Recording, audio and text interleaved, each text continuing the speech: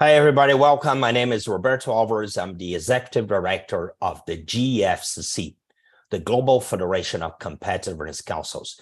We are a multi-stakeholder membership organization with a footprint in more than 30 countries. Our members are corporations, universities, government agencies, and private sector councils, chambers, industry federations, and alike. It's a pleasure to have you here today for one of our Innovating Out of Crisis sessions in partnership with Japan Science and Technology Agency. This session also is part of Science Agora, the main science festival in Japan. We'll have and welcome. We have several colleagues from Japan joining us today. So we will have a chance to talk about innovating out of crisis. Our session today is learning from past crises to build future resilience. We have an amazing group of speakers joining us from different countries. It's a pleasure to have you here. So why are we talking this? Shocks are becoming more intense and frequent. They affect competitiveness, but also those shifts that are posed by crisis, they create opportunities for change, opportunities for innovation. We have colleagues from the United States, from Japan, and from Ukraine here today with us, and I'll explain a bit more about that. During our session, we have several questions for discussion. I want to highlight two of those. The first, what lessons can we learn from past crises that could help us to address future ones? And the other question is, how could we potentially use crisis as an opportunity to innovate, to shift the game? So the dynamics for our session today is like this. It's organized in two parts. We want you to be part of the conversation. Feel free to use the Q&A feature to pose questions. You can also use the chat to introduce yourself. I really ask you to use the Q&A to pose the questions. We will curate those questions. In the first part, we will have presentations. We have colleagues presenting about learnings from crisis, about frameworks that are needed for that. And we also have a kind of live case that really is about Ukraine. As you know, Ukraine is under stress because of the Russian invasion and the war that are having there. We'll have a colleague from Ukraine presenting about rebuilding Ukraine. This first session, presentations and questions that we'll pose to our presenters should last about 60 minutes. When that is done, we will shift the gears a bit and we start really to pull questions from the audience. So feel free to share your comments and questions along the way. We will be curating those. Really, to get it started, I wanted to invite GFCC President Deborah Winston-Smith to talk a bit about the nexus connecting crisis, resilience, and innovation.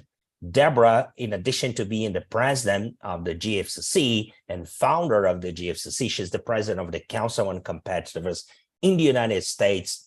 Over the years, the Council has done a lot of work on resilience. Deborah has a privileged perspective to see that, and throughout her career, to see this from different angles, from government administration, working in the White House, in the Commerce Department, in private sector, and from her council capacity. So, Deborah, thank you so much for being here, your leadership. Over to you. Thank you, Roberto. And let me welcome everyone today to this very exciting session on really understanding the lessons learned in crisis and how we can use this knowledge and experience to build more resilient, sustainable, and of course, innovative societies and economies. And I want to start by thanking our colleagues from Japan Science and Technology Agency, Shimada-san, for your leadership and vision with the GFCC and putting together this very, very exciting new initiative, Innovating Out of Crisis. We have a great group of leaders today that are going to share their experiences. And as Roberto mentioned, I will in a little bit introduce the Chairman Emeritus of the Council on Competitiveness, Chad Holliday, but I want to take us back a little bit in how the U.S. Council on Competitiveness really became a thought leader in understanding that enterprise resiliency and resiliency as a platform and concept were really core to productivity growth, to prosperity, to competitiveness, and of course, to unleashing new waves of creative innovation. And our work in this area really came out of the profound US crisis, our terrorist attack on 9/11 in New York City. And in the aftermath of that, the whole country was really obsessed with how are we going to build security into all of our business operations, but very importantly, how we live and work. And the council began to think about this as an opportunity. Instead of looking at the security crisis as a cost of business, as a burden, how could we begin to envision that as a potential productivity enabler and as a way to build more positive outcomes into our built environment, into our intellectual environment, and again, into how businesses work. And so we were really at the cutting edge of creating a very exciting initiative called Competitiveness and Security. And we're very honored that our chairman at the time, Chad Holliday, the CEO and chairman of DuPont, chaired that work with a very dynamic university president, Jerry Cohen from Carnegie Mellon. And at that time, really, we were looking at things like risk assessments. And what ultimately came out of this work was the imperative for resiliency and enterprise resiliency to be both top down and bottom up, and to be developed in a way that would transform work and unleash this wave of productivity. And I know Chad is going to talk about that from his perspective as a CEO and director of many global major corporations. But I want to highlight a few things that resiliency is everybody's business. It's not something that you just turn over to a chief risk officer, or in this case, the security officers. It's from the boardroom all the way down to every person working in an enterprise. And that, of course, is true in communities. I think one of the greatest challenges we learned as a country in the aftermath of the 9/11 attacks was we thought we were very advanced in terms of communications and how to link, but we had situations where we couldn't even have basic communications among hospitals in a city because we had no connectivity in terms of the telecommunications infrastructure. And that was a very early warning about the importance of resiliency of communications platforms. And then we saw that fast forward so clear when we all have dealt with the COVID-19 crisis and how we innovated in that. And I think, I'll just, before I turn it back to you, Roberto, and we have our discussions, I think one of the greatest lessons that we've learned from COVID-19 is that we can innovate much faster than we thought, and that we saw this profound acceleration of the promise of digital work. And here we are today, of course, having these seminars remotely, but people were able to work and to continue through using digital tools. But then, of course, we saw the tremendous innovation in the development, manufacturing, and distribution of the novel vaccines that will probably go down in history as one of the great innovations. I had the opportunity earlier this week to attend the 50th anniversary of the U.S.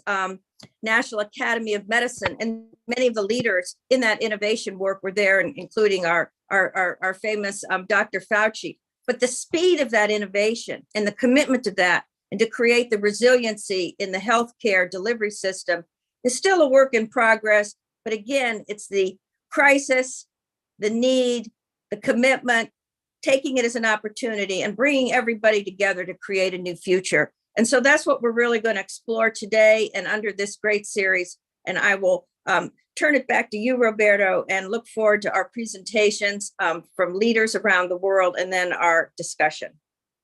Thank you so much, Deborah.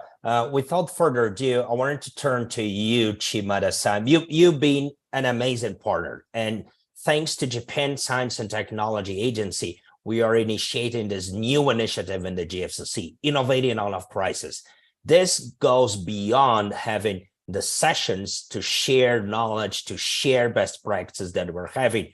We're just finalizing a call. We got applications for 6-7 different countries for researchers to join us in that effort. So Shimada-san, amazing partnership. Over to you. Thank you, Roberto. I'm Kazuyoshi Shimada, Director of Washington, D.C. office of Japan Science and Technology Agency. I'm truly grateful to be able to move forward this project, Innovating Out of Crisis with GFCC, and every member is involved. We are seriously considering about crisis we are facing, and crisis is considered to be a phase shifts in society. And like our health condition, crisis can appear obviously like sudden illness with severe pain, or gradually over a long period of time like chronic disease with no pain initially. Either way, we need to recognize our crisis and think about coping with it or overcoming it, even if we cannot avoid it. And the ability to transform our society throughout coping with our overcoming crisis must promote innovation as well as increase resilience.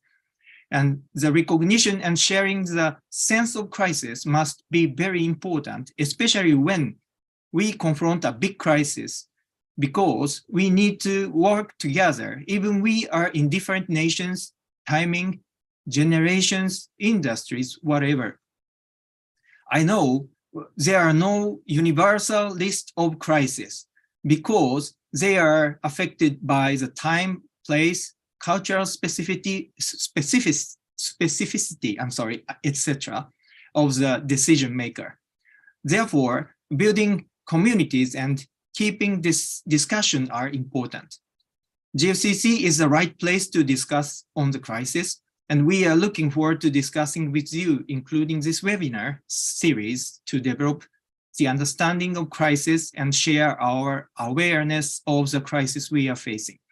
Thank you very much, Charles, Deborah, Roberto, Yuichi, and GFCC and GST staff to make this happen. And I also especially appreciate Larissa, Olina, and Dennis of Kiev National Economic University, a member of GFCC under the serious state of emergency, and we will welcome Alexei later. There may be many more invisible people supporting us. Thank you very much. Thank you. Domo arigatou gozaimasu, Shimada-san. Thank you. Thank you so much. And I think, as Shimada-san said, this new initiative in the GFCC aims, 1, to advance the understanding of crisis, 2, to draw lessons. That's why we're here today. And 3, to really identify critical R&D areas that we need to advance to be better prepared in the future to face shocks. But having said that, we'll get started with our presentations with Professor Yuichi Ono. And Shimada-san, why don't I turn to you for you to introduce Professor Ono? Yeah, I'm honored to have Professor Ono in this session. Thank you very much, Professor Ono. Dr. Yuichi Ono is a professor of International Research Institute of Disaster Science, Tohoku University, Japan, since 2012, just after the Great East Japan earthquake. He is a leading researcher in the field of disaster prevention and mitigation, so-called bosai in Japan, and has been dedicated to contribute to the revitalization process of Tohoku area through making academia work together with society. He served as a director of the Global Center for Disaster Statistics in Tohoku University. He is directing the JST and National Science Foundation in United States collaborative research program, accelerating human-centered data for social resilience. And he is a founder and representative director of World Bosai Forum, a global forum that was launched with a strong determination to end the misery of people suffering from disasters. And before Tohoku University, he worked for World Meteorological Organization and United Nations International Strategy for Disaster Reduction and United Nations Economic and Social Commission for Asia and Pacific, and had developed early warning system and policy-making mechanism of the disaster risk reduction. He received PhD from Kent State University in the field of geology and conducted researches on tornado disaster risk reduction in the US, Japan, and Bangladesh. Welcome, Professor Ono. Please start your initial remark. The floor is yours. Thank you, Shimada-san, and good morning or afternoon or evening, everybody in the world, Chad and Deborah and Roberto and colleagues. Yes, thank you for the introduction, Shimada-san. Before my taking not a geography degree, I was chasing tornadoes in the United States all over the Midwest. So my interest was to see, tornado is the strongest wind speed making a natural phenomenon. So I was curious how and why and so on. That was my curiosity. But after my research went to Bangladesh, where hundreds of people were killed by tornado, then I interviewed many victims, and there's a lot of differences between the US, Japan, and Bangladesh. Then the difference is not the natural phenomenon, but the human vulnerabilities and the living conditions, buildings, and so on. So that interested me to pursue my career in helping the developing countries. Then I went to the UN for a while. Then after the Tohoku earthquake and tsunami in 2011, that was a shocking event to me. In Japan, the Tohoku area, northeast Japan, is known for frequent tsunami and large earthquakes. So we thought this Tohoku area is already made a safer environment for against the tsunami. But it turned out that 20,000 people were almost killed, and so many life lost and miseries. So that was a very shocking event to me personally. Then after 1 year, I came back to Japan after 20-some years of being away from Japan. So that was my motivation to work for this disaster field. But very coincidentally, today is the 10th anniversary of our research institute was developed. So it's been 10 years. And since tsunami, it's been 11 and some years, but our institute was built 10 years. Then our institute was built for the investment of the Japanese government to make investment in the research, disaster research field, for the future disaster risk reduction should be depending on science and technology. That was a big will of the government of Japan to support Tohoku University to create this center. So that's sorry for the long introduction, but that's where I am. I'm located in Sendai, Japan, northeast part of Japan. 1 million population, and then but about 900 some people were killed by tsunami in this Sendai coast. Today's my introductory slides. I have a few slides to introduce the this February to April.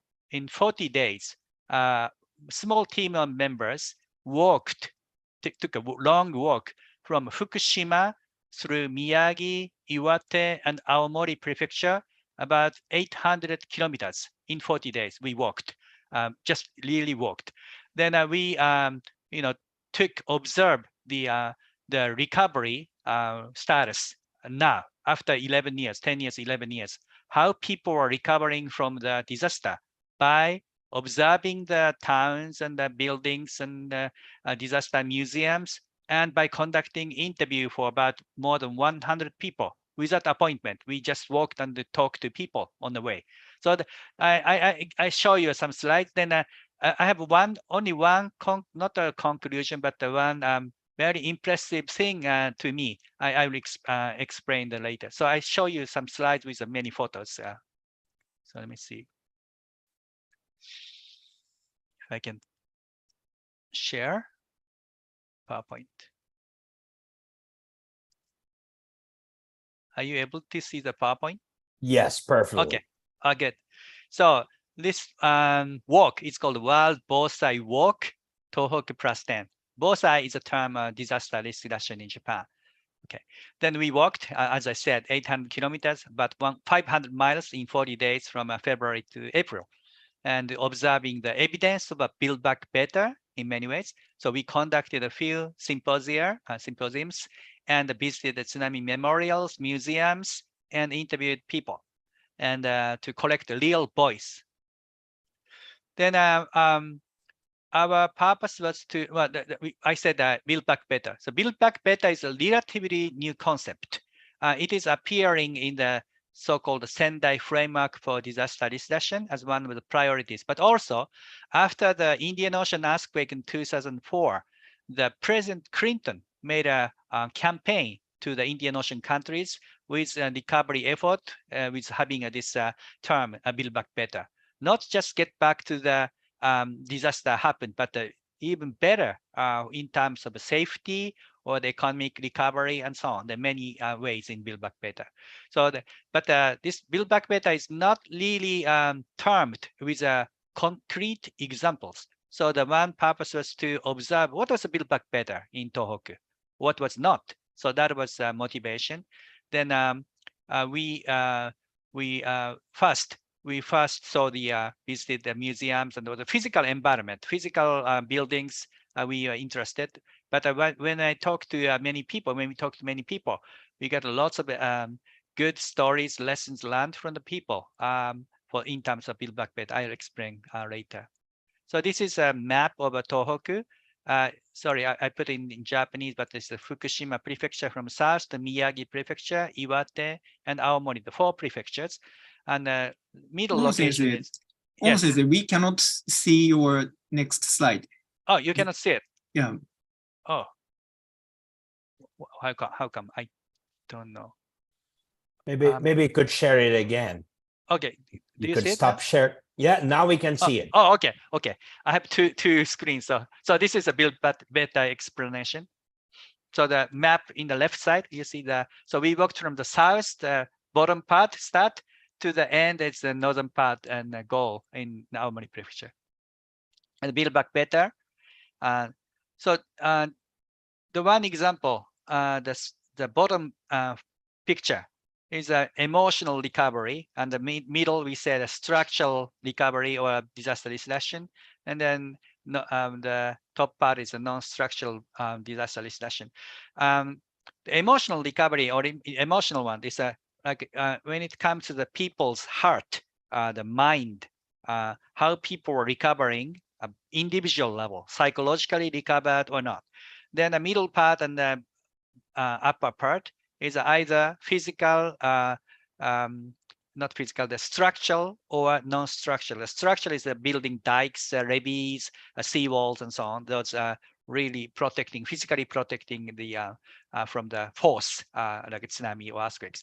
Then a non-structural means maybe education, public awareness, early warning system, and those.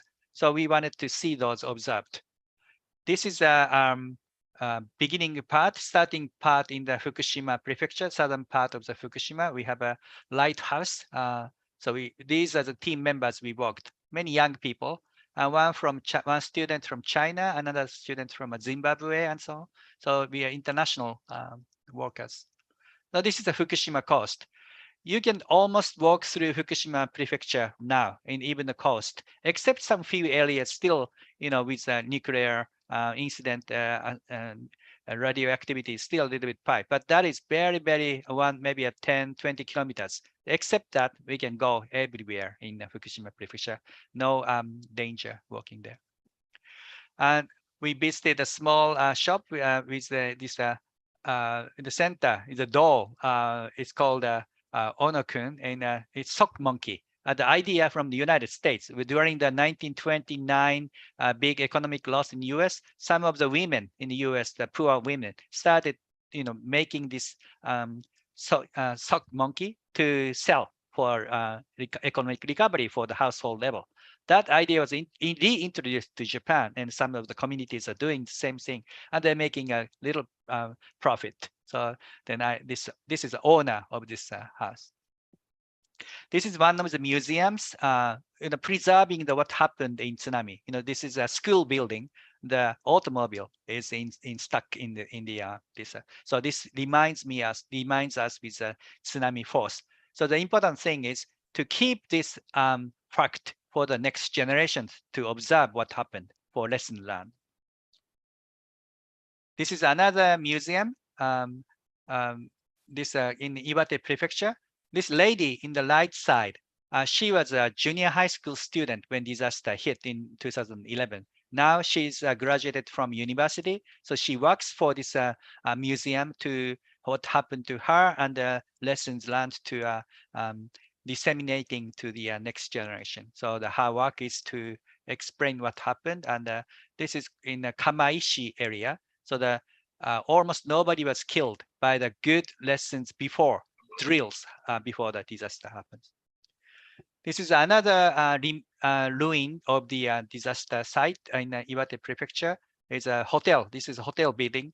Up to the 2-story second floor, the tsunami water came, and hotel people all evacuated safely, but the tsunami forces remained in this building. So we can learn a lot from this kind of facilities remained and preserved for the next generations. We can make a tour of these things.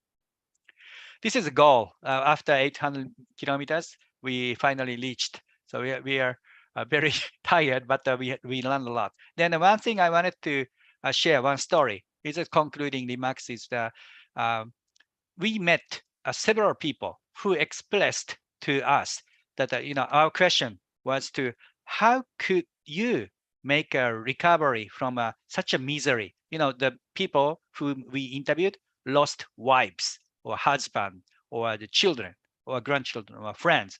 We interviewed those people. Then our question was how they could recover from such a tragedy loss.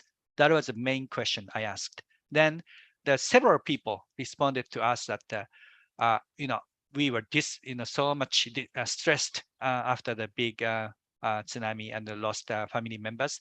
But one grandmother of the mother who lost a daughter told us she was able to keep her life, keep living, because she needed to protect her granddaughter.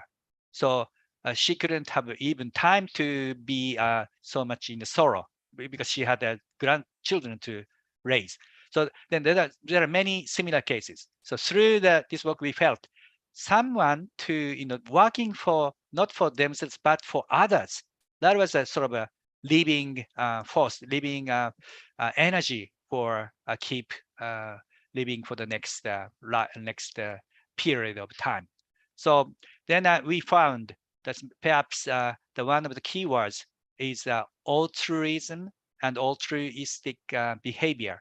That would be a sort of source of power for our nature to keep our lives going even after the big tragedy. Then this could be applied in many ways. This is from the disaster, but this may be applied in many ways.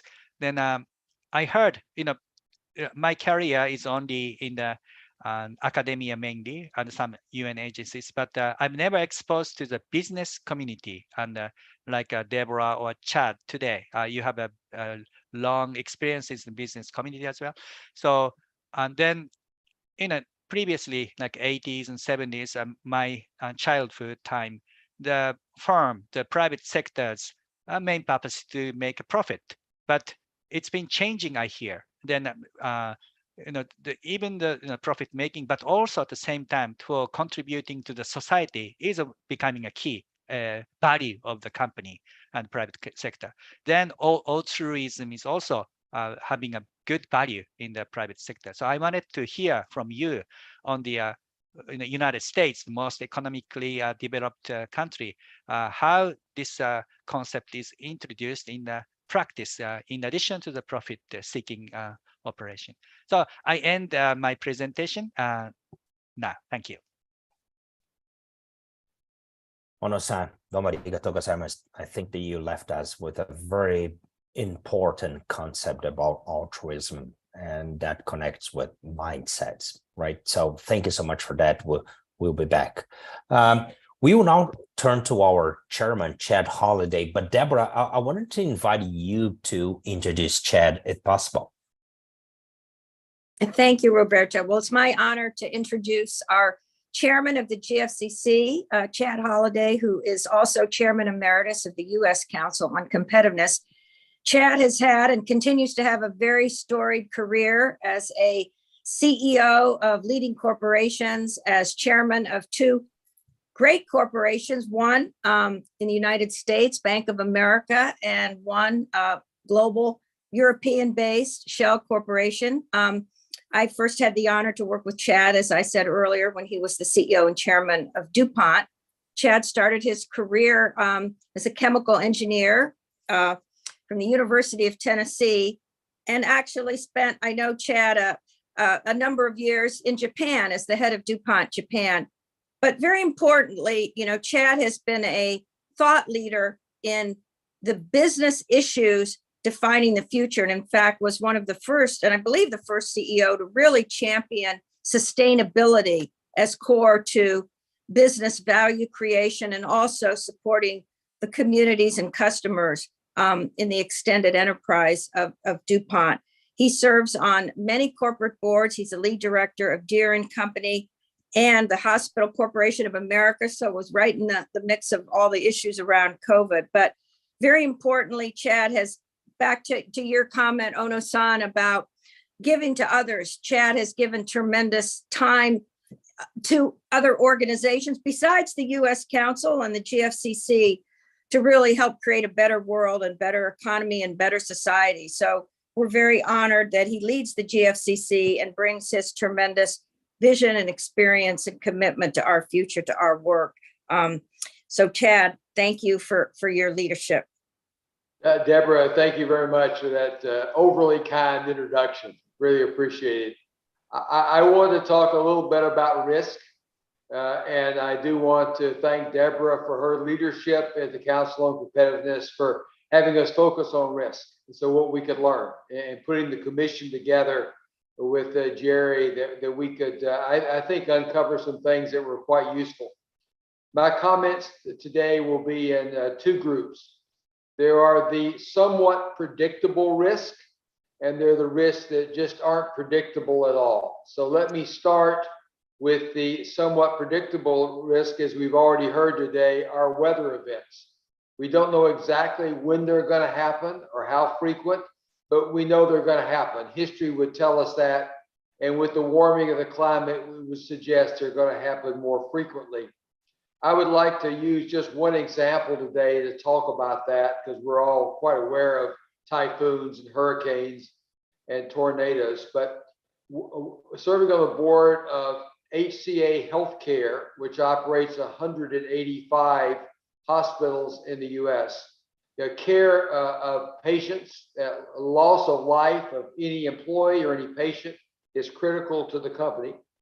And I was able to observe them during Katrina, one of the worst hurricanes to ever hit the U.S. in 2005, where 1,833 people perished.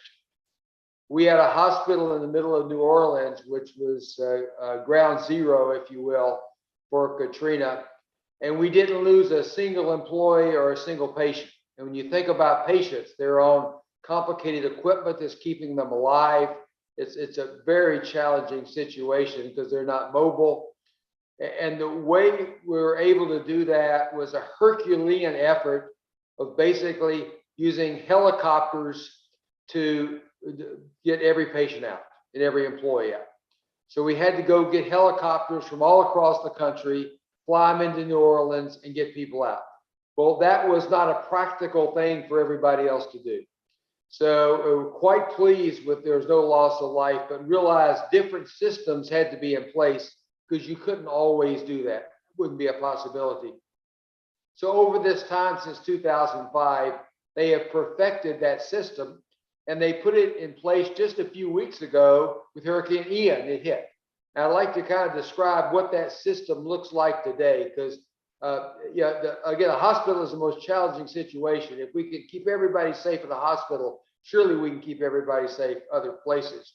But one of the steps is, once you see the hurricane coming, we would dispatch an experienced civil engineer who'd ridden through hurricanes to be there in the hospital to help people understand what doors need to be closed, what things need to happen, when do you need to evacuate to higher floors, and just having someone who has been through those to give people confidence they're doing the right thing was very important.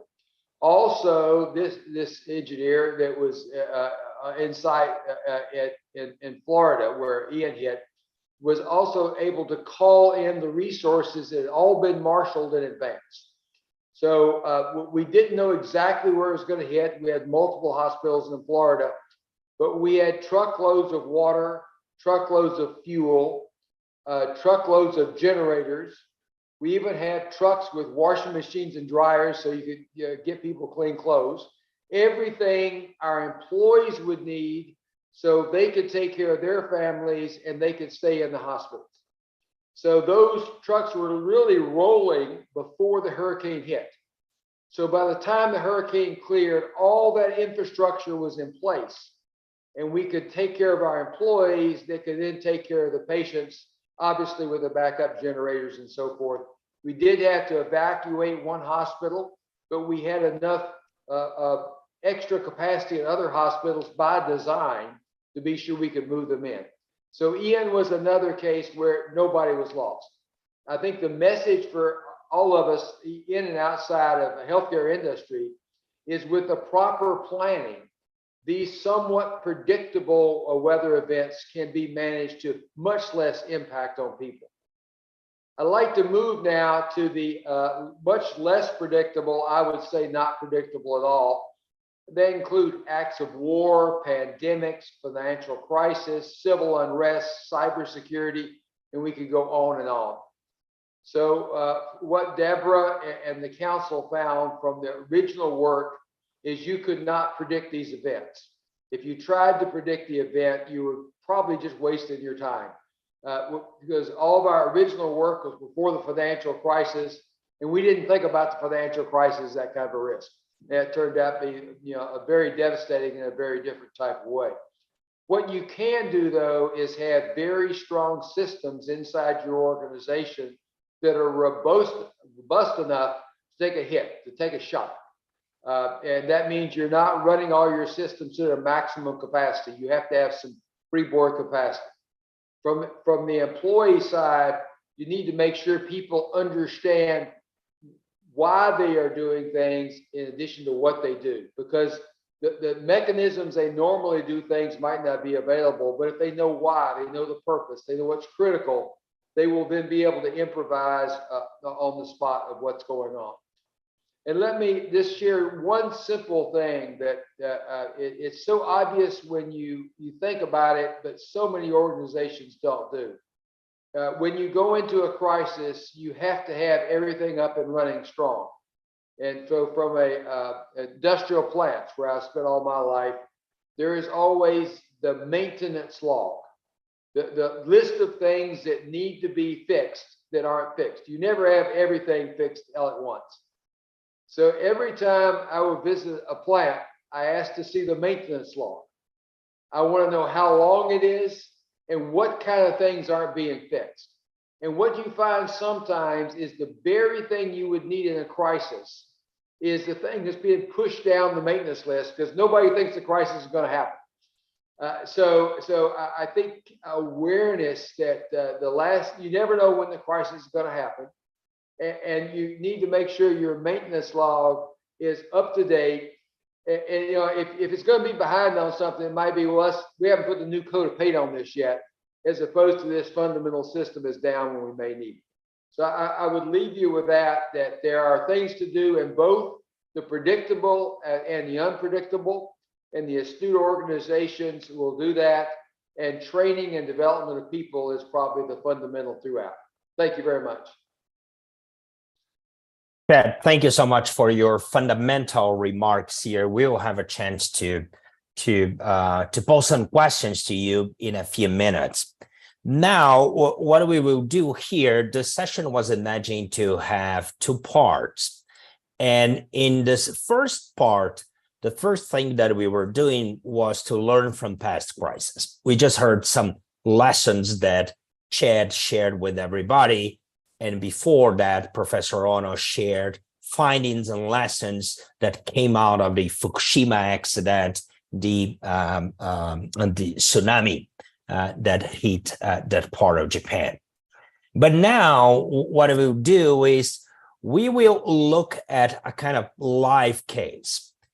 This is a very, very daunting situation. We have colleagues, some colleagues from Ukraine are here on this session, Larissa Antoniuk, Olina, and others from the National Economic University of Ukraine. They're joining us from a bomb shelter. That's something that most of us cannot even think about. So Olina and Larissa, thank you so much for being here. Please stay safe. It's amazing that you are able to do this at this very pressing time on your end. We had scheduled a presentation of Mr. Oleksiy Ustenko, who is a member of the parliament in Ukraine. Oleksiy is not here because of obvious reasons. In recent weeks, about 40% of the power infrastructure was affected or destroyed in Ukraine, and they are under attack at this very moment. Sirens are sounding in Kyiv. But we have recorded a presentation, and thank you, our colleagues from Kineo, again for sending that. I will briefly introduce Oleksiy, and we will turn to his presentation. If the conditions allow, Larissa and Olina, maybe if you have a chance to say one or two words, that would be great. And please be sure that our thoughts are with you. You are the ones that have your lives at risk at this very moment. So Oleksiy is a member of the parliament in Ukraine. He's an economist and alumnus from Kineo, the National Economic University of Ukraine. He represents the 9th convocation or district. This is the Poltava Oblast or region in Ukraine. He heads different committees, including the subcommittee on environmental tax and taxation of agriculture in Ukraine. And agriculture is very important in Ukraine, and Ukrainian agriculture is very important to the world, as we've seen recently. He's a member of the Finance, Tax, and Customs Policy Committee. He heads the regional political organization of his party in the Poltava region. And it's in that capacity that they've been thinking nationally about rebuilding Ukraine, with a focus, in the case of Oleksiy, on his very own region. He has been a member of the representation of the delegation to the Black Sea Economic Cooperation Organization. He is in a variety of inter-parliament relationships, including representing his country together with the UK, the USA, the UAE, the Republic of Austria, Sweden, Japan, Cyprus, and the Slovak Republic. Is part of all those bilateral legislative dialogues. He is now also a member of the commission that is investigating developments in the Ukrainian Space Agency, and he coordinates Harvard Club in Ukraine. So my colleague Simone will put the video. I hope we can all watch and see that.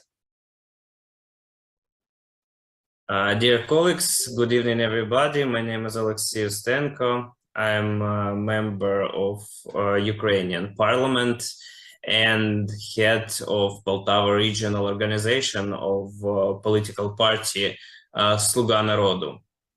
At first, I would like to thank our partners from every country for the cooperation. Let me please express my deep appreciation for all important work you do to help us win. This year, Ukraine performs better in innovation outputs than innovation inputs. Despite the war this year, Ukraine ranks 75th in the innovation inputs. and it's higher than last year.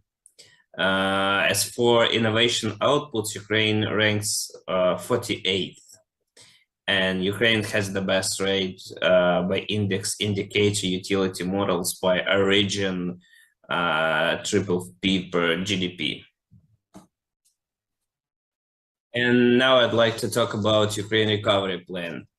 The guiding principles for Ukraine recovery process, Lugano principles. Ukraine recovery vision is the strong European Ukraine is a magnet for international investments. Ukraine recovery is aimed to accelerate sustainable economic development. The plan identifies a list of national programs to achieve key results. Our team of the Sluga Narodu political party in Poltava region, our course is reflected in concrete laws and political decisions. We're aiming to implement real decentralization and development of local self-government, introduce radical changes that will allow us to make Ukraine a free, prosperous country, a dream country. In May 2022, we adopted law number 2254, which provides necessary basis for the establishing and development of the comprehensive settlement territory recovery program, which defines the main special and social economic priorities and the set of measures for the recovery of settlement and territories affected by hostilities, terrorist acts, emergency situation, etc. Every region now has to develop a strategy for reconstruction and economic development of the region, which can form the basis of a comprehensive recovery plan that will determine the main special and social economic priorities of recovery. Coordination of efforts in the strategic direction is a priority area of our activity in the region. The strengths of Poltava regions are a favorable geographical location, a mild climate, a large amount of high fertility, agricultural land, which is the basis of a powerful agro-industrial complex, a significant amount of minerals with local processing, a developed machine building complex, tourism, and recreation potential. The Poltava region is well known by the following food brands. We have lots of them, and you see it in presentation. Russian invasion to Ukraine resulted in a complete destruction of 36 different enterprises. 67 objects were damaged, and Poltava region is a leader among other regions of Ukraine in terms of housing. The people who removed from occupied territories or from territories where war is now. And this number of people are more than 350,000 people. If we can divide the recovery plan in three parts, the first part is fast regional recovery that contains stuff that we can do really fast. The post-war recovery and economic collaboration. We have lots of small business, middle business, big business, who really want to sell their items in EU markets and continue developing.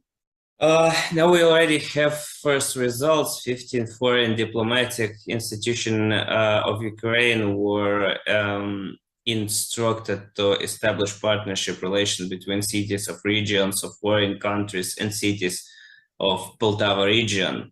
6 European countries are ready to get involved in the construction of Poltava region. Currently, Sweden, Estonia, France, Germany, Spain. Georgia are considering assistance option for our territories and involving government and private companies. The Estonia city of Maardu has had a cooperation agreement with Mirhorod since 2002. That is why the Maardu administration is already working on the plan for the recovery and modernization of region developed by the Poltava Region State Administration. The Association of German Cities had started the search for partners cities for Poltava and Mirhorod. The message is posted on the website of the German section of the Council of Communities and Regional of Europe. The Association of German Cities is a co-founder of the Cities for Cities platform, which helps in finding partners for municipal regeneration projects. Ukrainian cities and communities can register directly at the platform.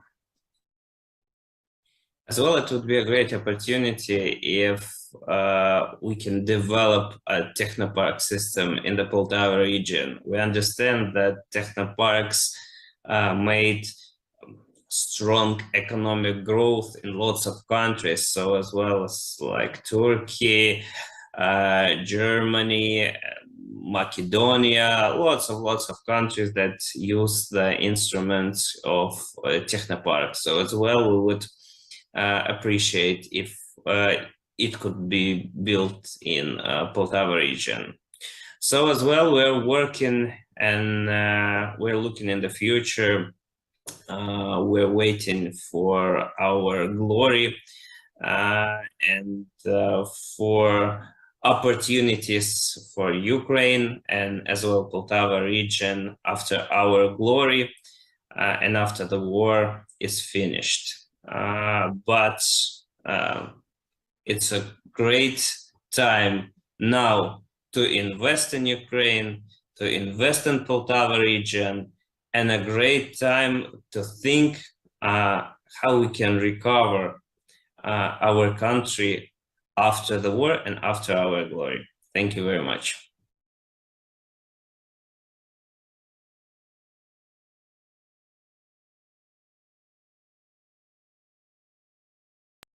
Alexei was not able to join us for obvious reasons.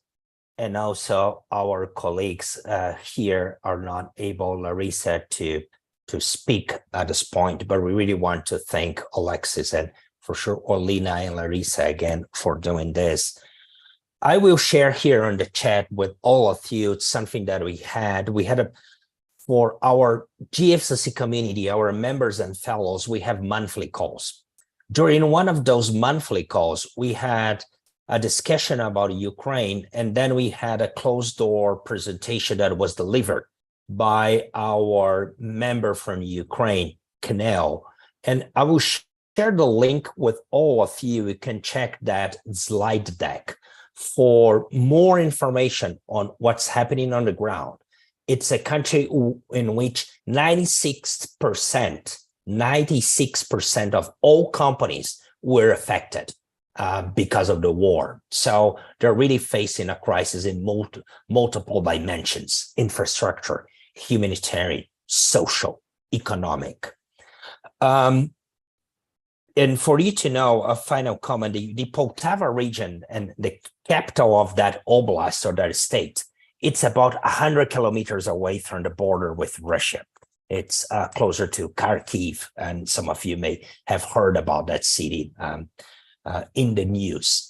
The whole region has about 2 million inhabitants. So a very critical situation at this point.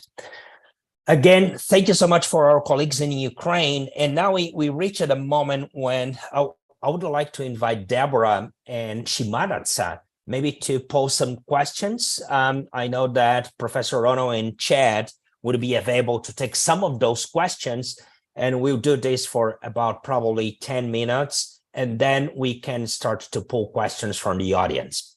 So Deborah, over to you. Thank you. Well, Chad, I wanted to really start with a question and your perspective on how DuPont became a leader in the world in responding to the Bhopal chemical accident, when you actually were the first chemical company that really looked at safety and health in a very different way than others and used it really as a productivity driver. And just kind of share with us how you changed the culture so that certainly in the United States, DuPont really became the company that had the highest capability and perception and reputation of really being first in class in environmental safety and health.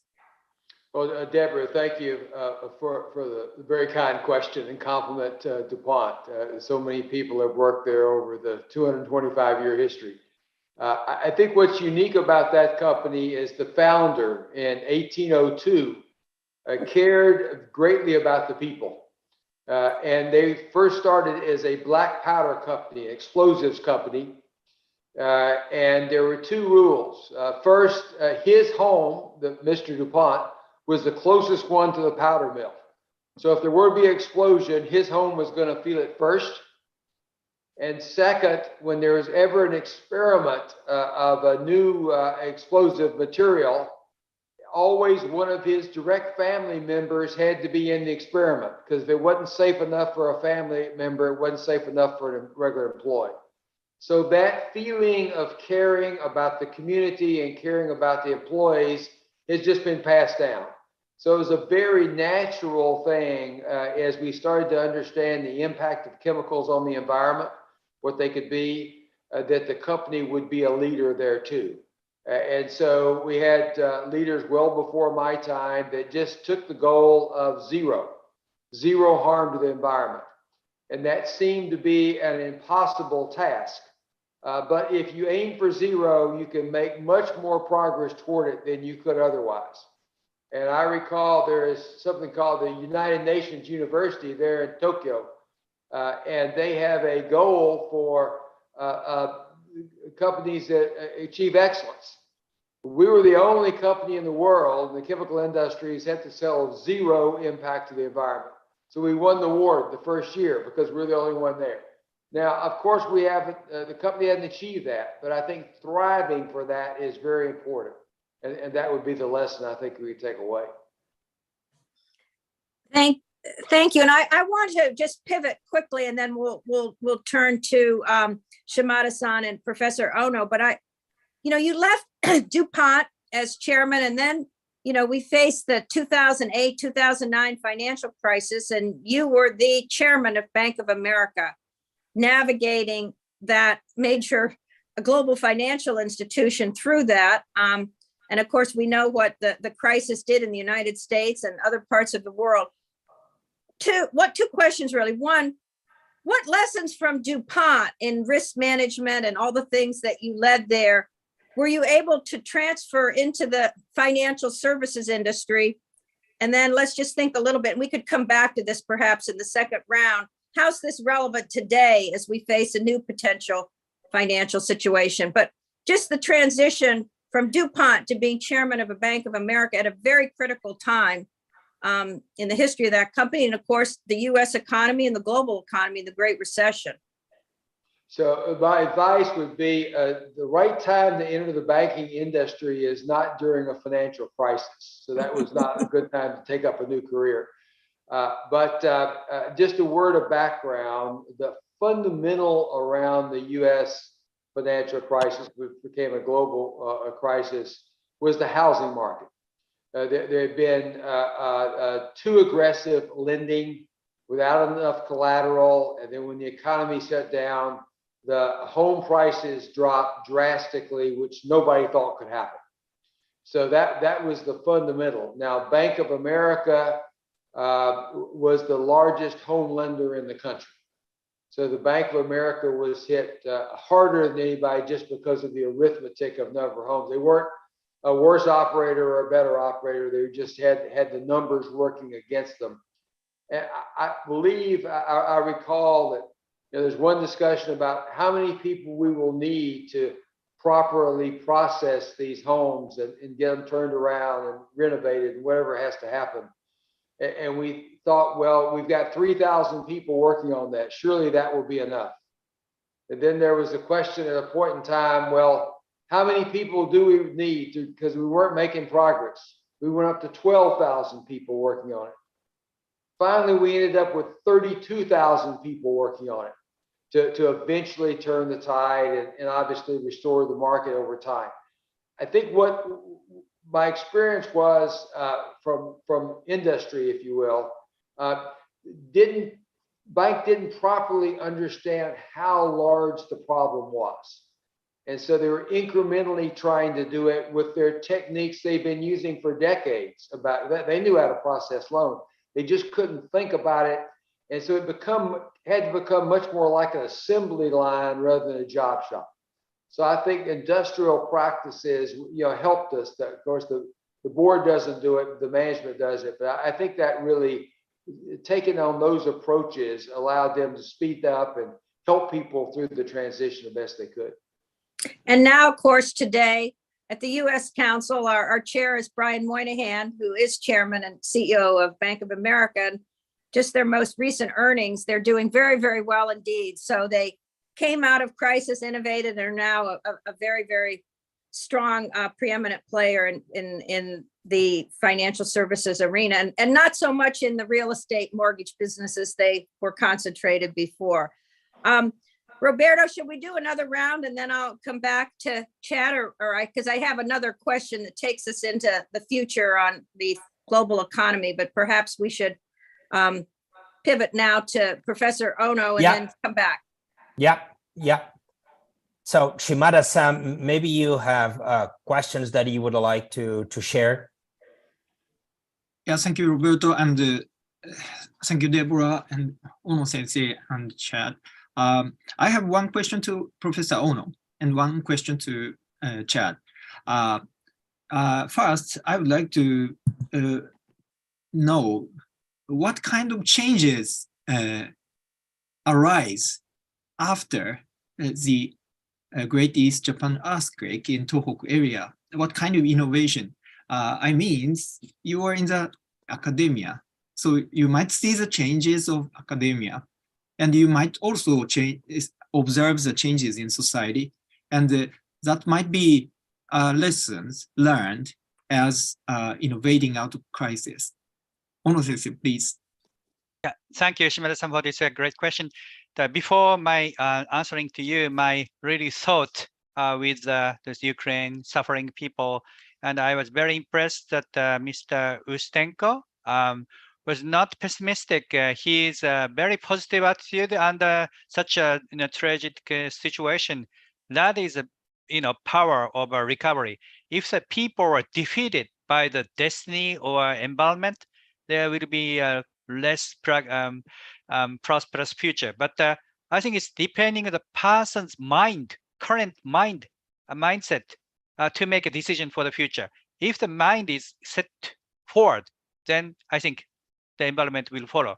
That I observed in Tohoku area. So I think it's very important to have a person, even during the devastating time, stormy situation, to have a positive attitude, which is difficult to attain. But I saw that attitude in Mr. Ustenko. I was very impressed, and really my thought goes to Orisa and Larissa and those people currently under the shelter. Really.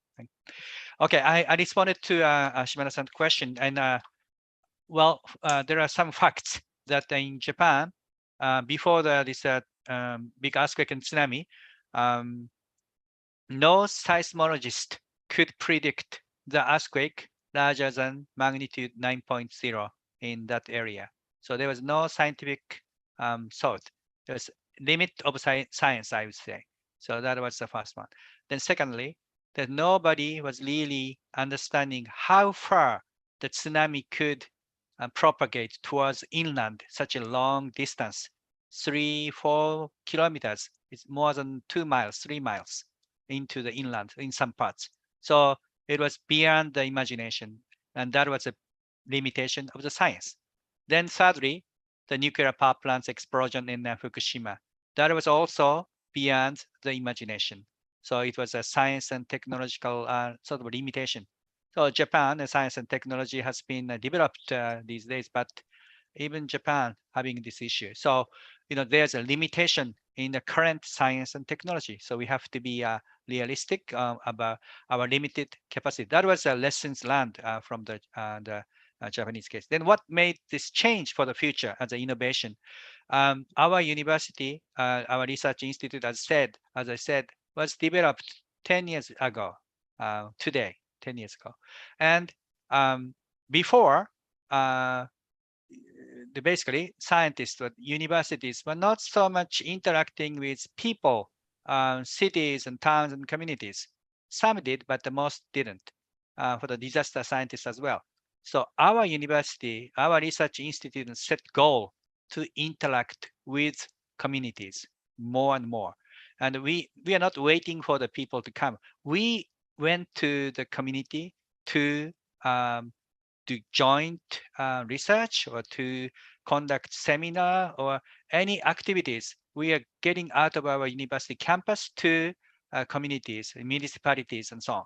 We made, I think, 7 or 8 or maybe more, 9, 10 MOU with communities, cities, and towns. So it's really, we are getting out of the university campus to work with the communities. That was big change in our university, research institute in 10 years after this.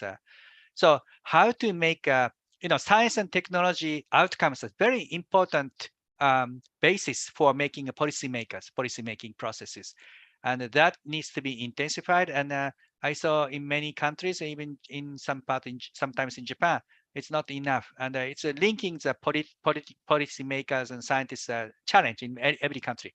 But this has been a little bit narrowed. The distance was narrowed after the tsunami and earthquake in Japan. So our university is not just conducting research, but outreaching to the people and also trying to influence the policy-making process. So that was a change I observed, Shimada-san. Thank you. Ono sensei, thank you very much. You mentioned about the humble change of the, what can I say, attitude of the research communities become humble, and also arising the networks among our society. Thank you. And I have one more question to Chad. Chad, please give your advice to our colleague in Ukraine. If you are a leader of the industry of Ukraine, what will you do now, and what will you do for the recovery of the Ukraine industry?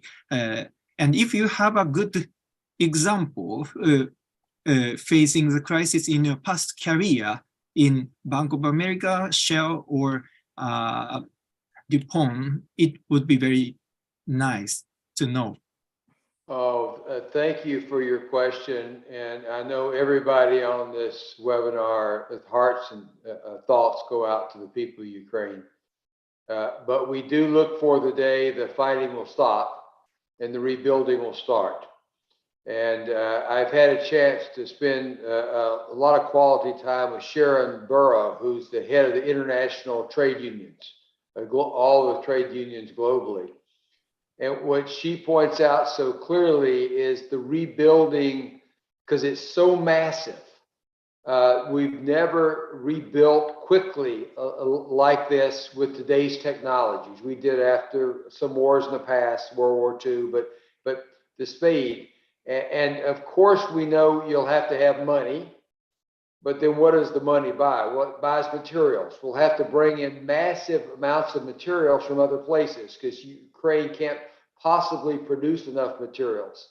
So we're going to have to think about the supply chains to bring in building materials, just like we're thinking about supply chains to bring in defensive weapons today. But probably the more critical will be the skills of people. Ukraine or any other country doesn't have the right sets of skill, the welders, the people that know how to build stuff in the quantity that's needed.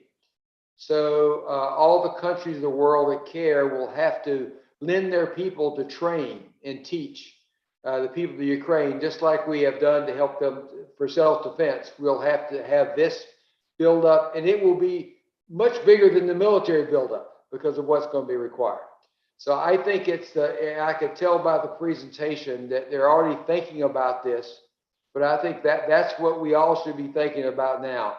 How can we help with the rebuilding and how can we and maybe use tools like this video conference to be able to train people in Ukraine to do the skills. But I think that's going to be the big challenge.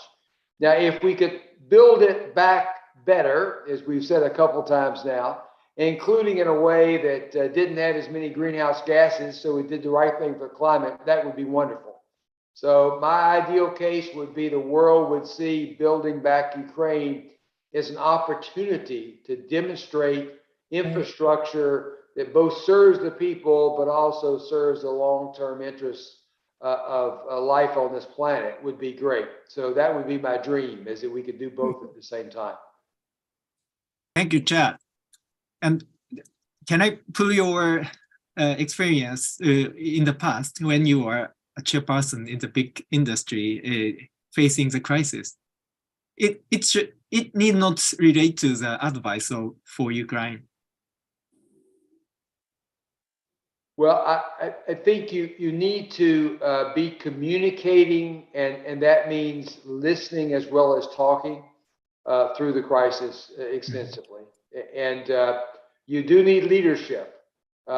Clearly, someone or groups of people have to stand up and lead. But if they're not listening as much as they're leading, there'll be a problem. And that's usually the issue. As you work your way into the crisis, you will stop listening, and you'll just start kind of ordering and what's going on. And I found communicating during a time of crisis, this today took me back to the September 11th attacks on the World Trade Center in the US. And I recall I was with DuPont, and we were having a big celebration that morning. We had people in from around the world celebrating our best marketing and sales leaders. And we had teams from, and they were excited, and they were, very much thrilled to be there. And I got the first message that a plane had hit the World Trade Center. And I thought it was I had no idea what was yielding. So I elected not to tell the people because I thought that would dampen the ceremony. And then I got the message for the second one. But not until after the second one that I decided we needed to stop our ceremony and take heed of this. It was the most difficult communication I've ever had to make in my life, to be talking to about 1,500 people that were so excited, and I had to suddenly change the mood and help them understand what had happened. Because no one knew, because we weren't using cell phones and stuff there. The most difficult communication in my life of how do you change the mood, but that's what happened across the country.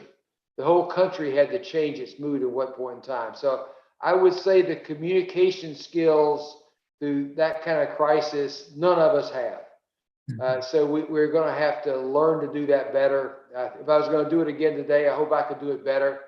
But I recall I did such a good job of changing the mood. People thought I was dying, and my health was bad. Had this because it was such a difficult time. But I just share that with you because I'll never forget that day.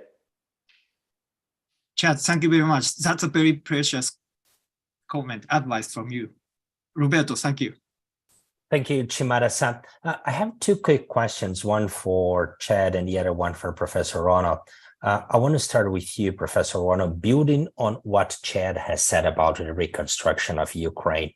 From your experience and the whole reconstruction effort that was needed and to some extent is underway in the Fukushima area, what can we learn from that could be potentially relevant for the Ukrainian case? What's transferable? Yeah. Thank you.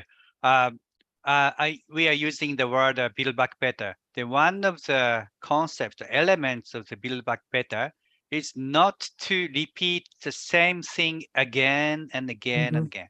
So when we apply that concept in the Ukraine, we may be able to end the war, then enormous recovery operation may happen.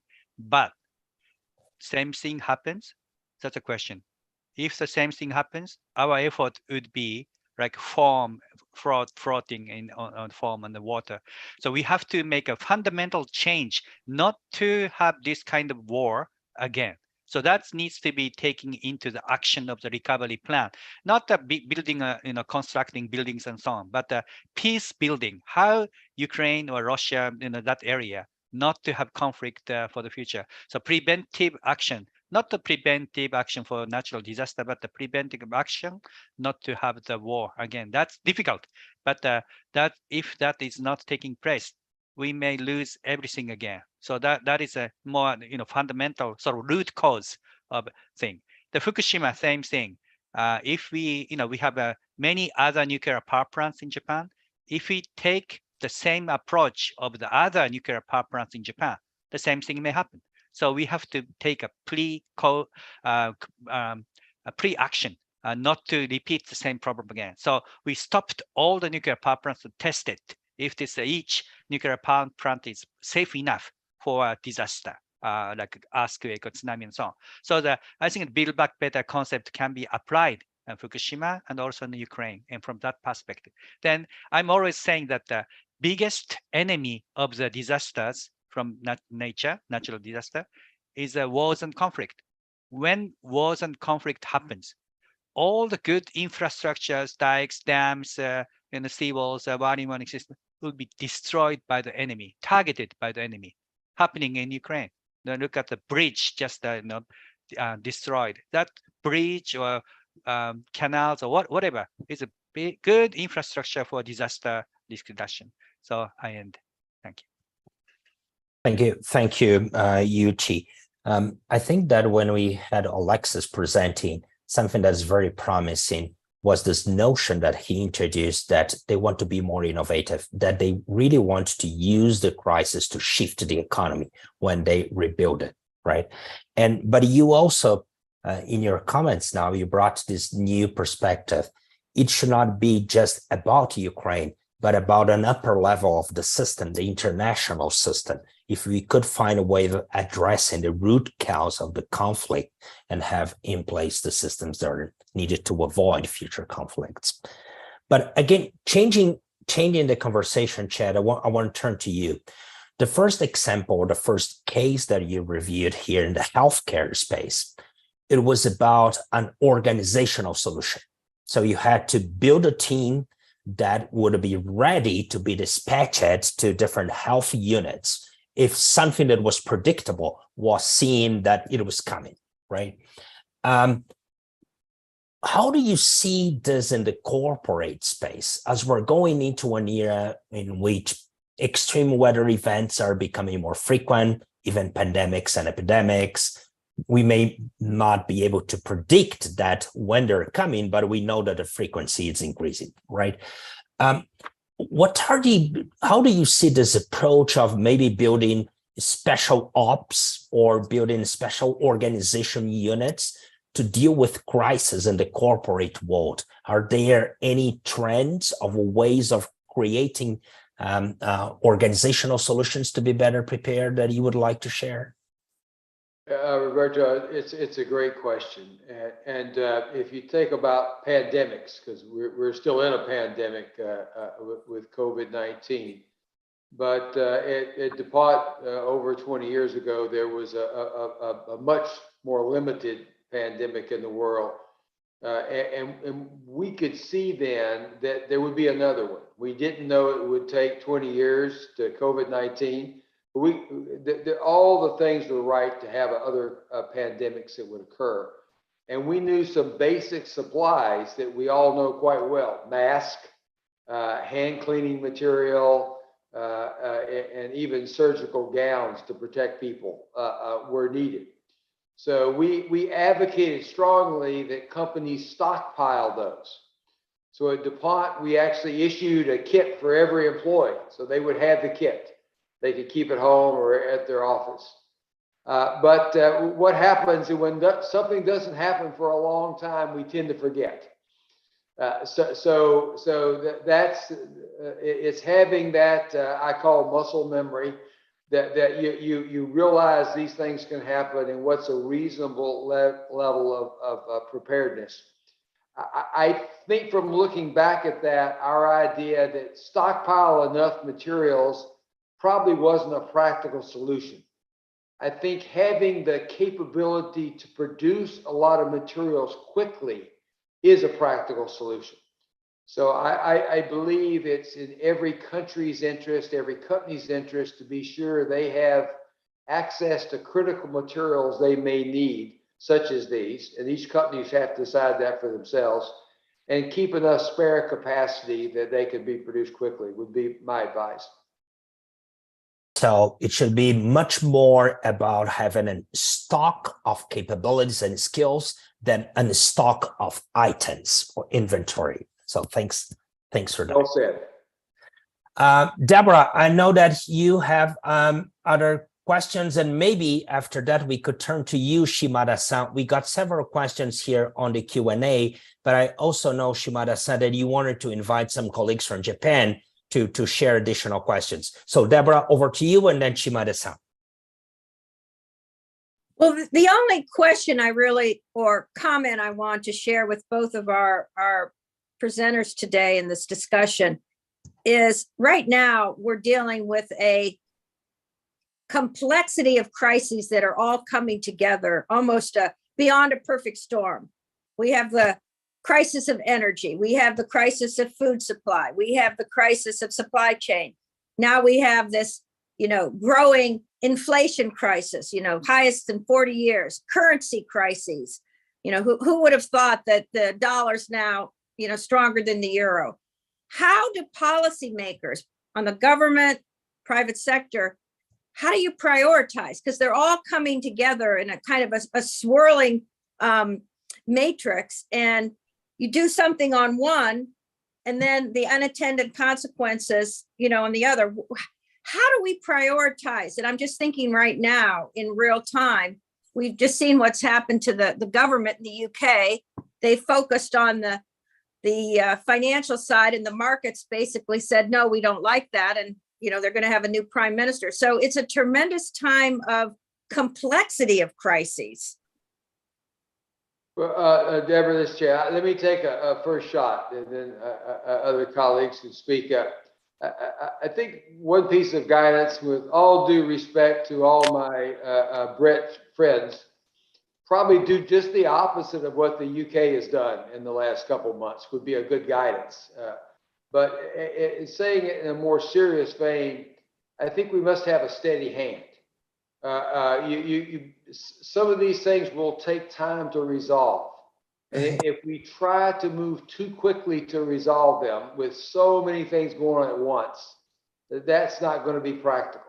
So what I think our leaders need to be very thoughtful in what they say, very calm, but deliberate in taking steps, and also giving very practical guidance to what people can be doing about it, and thinking about the implications of what they do. So I heard a story just last week, because this is from the United Kingdom, England, where because of the very high natural gas prices now and other factors, the cost of energy this winter will be very, very high, massively times high.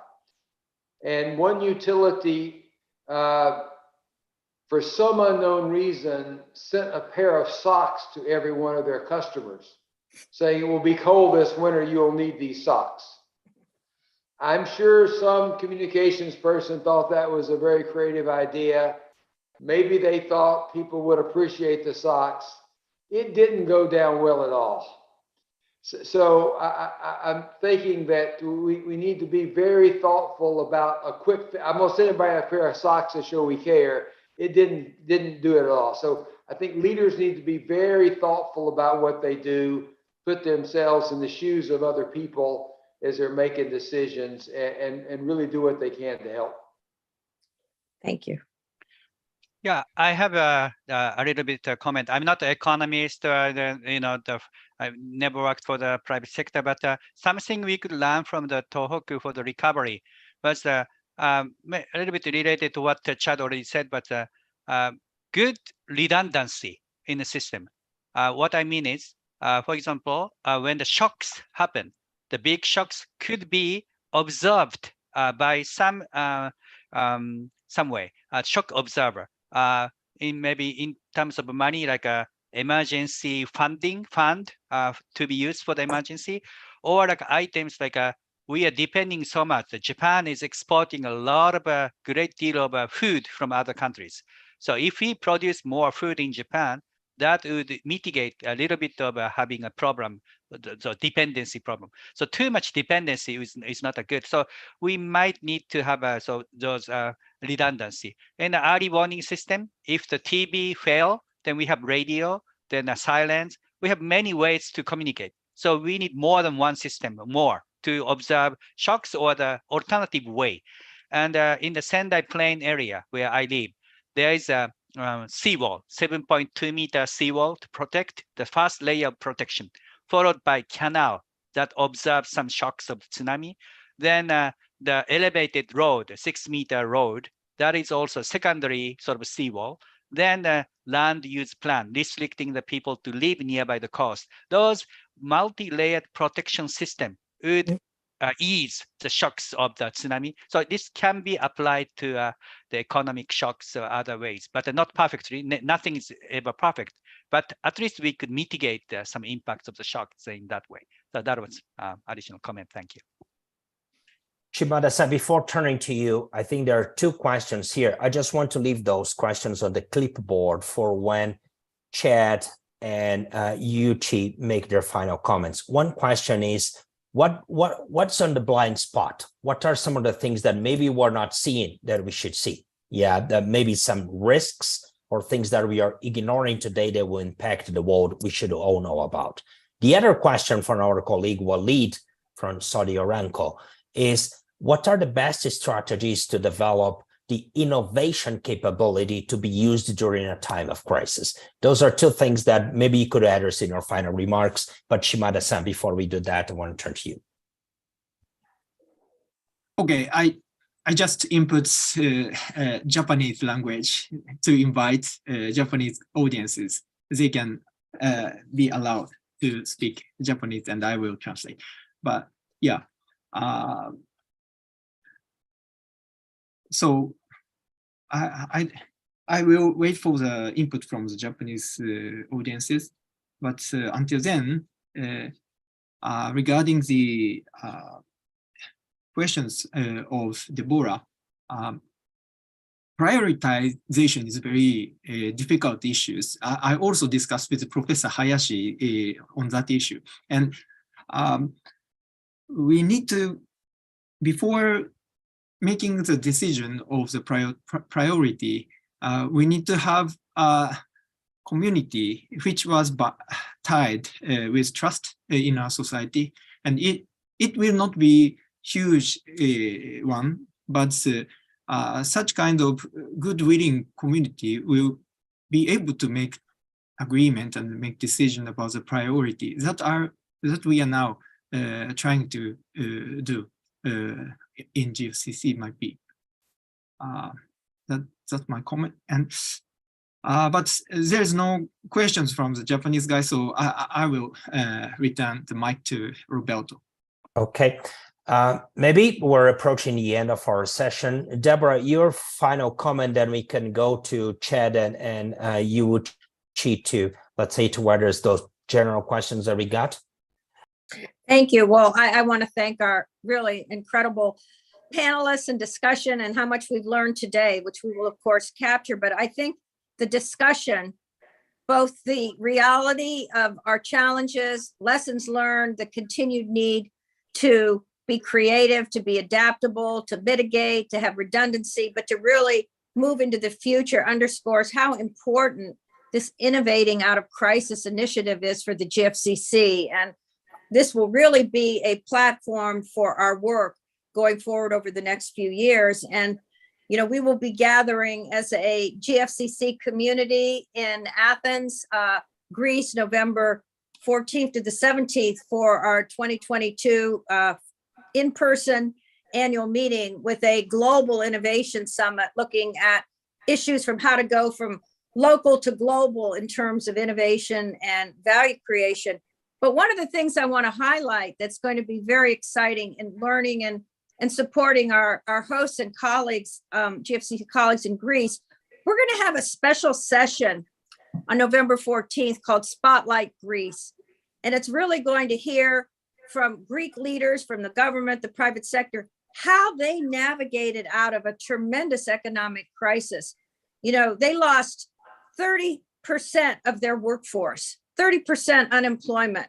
Their economy completely tanked in the financial crisis and how they came out of that great debt. And now we're seeing Greece poised to grow and really move into the next phase. So this is going to be a very, very interesting discussion. Yes, we're in Greece, but it's also going to be helping us as we continue to design the Innovating Out of Crisis initiative. So I know many of us will be in Athens, and those who will not will be sharing that knowledge as a platform going forward with the GFCC's work. So I want to again thank everyone for today, our presenters, as well as those who have listened. And Shimada-san, thank you for linking this as well to the Science Agora Festival in Japan.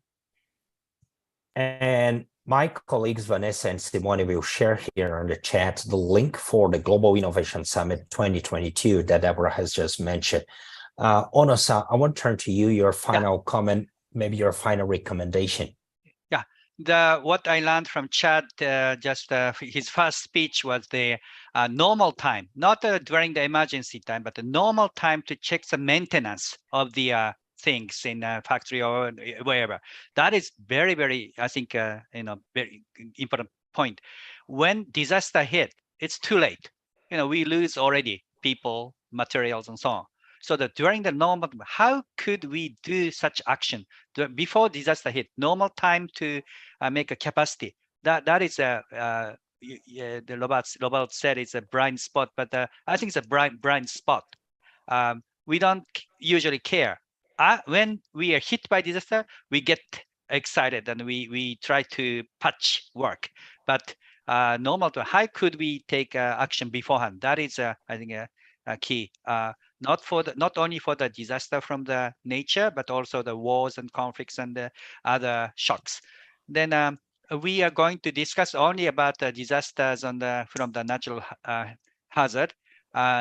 Next March, as Shimada-san said before, we will conduct the World Bosai Forum, World Disaster Discussion Conference in Sendai, Japan, in March 10th to 12th. This is to jointly creating a new idea, pragmatic ideas to make a solution from the disaster. So I hope many people could join us, and we will share the information at the time. Thank you. Ono-san, thank you so much. Chad, over to you, your final thoughts and maybe a recommendation. Well, first, Roberto, thank you for the great job of putting this on. I think it's been very useful. It's been very unique, and bringing in the reality of what's going on in Ukraine is sobering for all of us.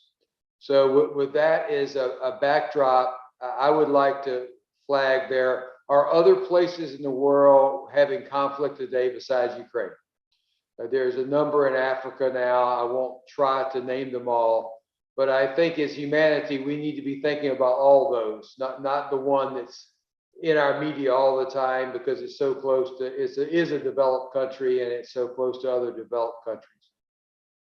So we must keep that in our thoughts and find ways to avoid that too. The thing that hasn't been said on this conference when it comes to armed conflict is the unthinkable of nuclear weapons being used. And somehow, if we can't agree on other things as a world, we must agree in a way that doesn't happen. Because we could take life as we know it and destroy it before this day's out if that's not maintained. And so that must be done. So I don't want to close this on a negative. I want to close it on a positive. The technology that's available to us today to solve our problems is fundamentally different than what we had only 20 years ago. Biotechnology, nanotechnology, we see all those things play out in terms of electronics and digital and so forth. But the tools we have to improve life on this planet are fantastic. If we could just get our act together to apply those tools effectively, I think that's one thing we heard from the Ukrainian presentation about innovation for the future. If we could bring all that technology together to effectively improve life on this planet in the next 10 or 20 years, it could be wonderful. And I think that would take away some of these needs for armed conflict. So I'd like to leave us on a positive point that we have the tools, and it's up to us to figure out how to use those tools and deploy them everywhere. Thank you. Thank you so much, Chad. Deborah, I see that you were saying something. Would like to share a final word? No, I was just resonating so much with what everyone has said. And I'm very grateful that Chad took us to a higher level in this conversation to really state what is the most important thing of all, is how we all work to create a better humanity and a better world for our children and generations to come. And that we all have the opportunity, the responsibility, and the experience to contribute to that. And so thank you very much, all of you, for the very uplifting conversation of a future that we can all co-create together. So thank you. And thank you, Roberto, for your leadership in putting this together. And I also want to send my remarks and concerns to our colleagues in the Ukraine, but in areas of conflict throughout the world as well. Yeah. Thank you. So there's a GFCC tradition. We take a group picture. So please open your cameras, and including my colleagues, Vanessa, Simone, and others who have helped this to happen, and not just this. So you can smile and look at the camera and smile. Roberto, can we? Yes, please, Shibata-san. Yeah, can we put the image of Alexei as well? Oh, that's a good idea. We'll do it. Yeah, we'll do it. Don't worry. Yeah. And you'll get a picture with his image here. Yeah.